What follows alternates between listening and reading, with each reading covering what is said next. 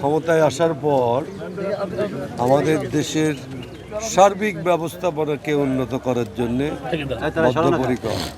আমাদের নির্বাচনের আগে আমাদের নির্বাচনী ইশতেহারে বিভিন্ন ক্ষেত্রে আমরা কি করব সে সমস্ত বিষয় বলা হয়েছে।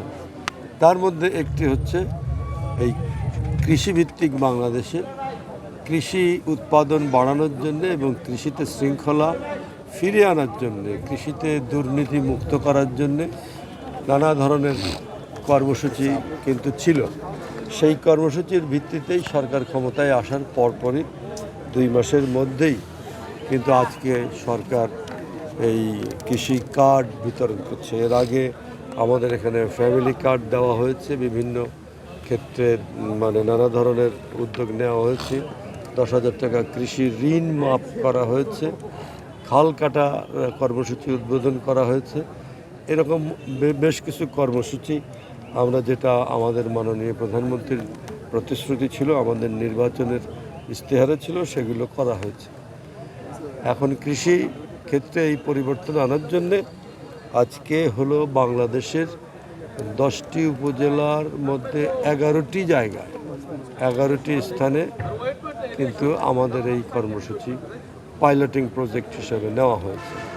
সেই 11টি প্রকল্পের মধ্যে আমাদের এই গোয়ালন্দের দেবগ্রাম ইউনিয়নের তেনাপচা এই গ্রামটাকে আমরা নিয়েছি।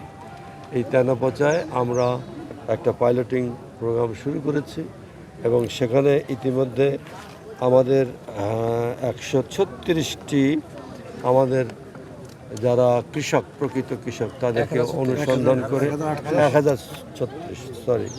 1036 জনকে আমরা অনুমোদন করেছি। তাদেরকে কার্ড দেওয়া হচ্ছে। এই কার্ড দেওয়া হলে কৃষকরা যে নানা ধরনের বঞ্চনার শিকার হয়, কৃষকরা যে নানা ক্ষেত্রে নানা ধরনের প্রতারণার শিকার হয়, নানা ধরনের কষ্টের শিকার হয়, এটা আর হবে না। কৃষকদের জন্য আমি মনে করি এটা একটা বৈপ্লবিক পদক্ষেপ।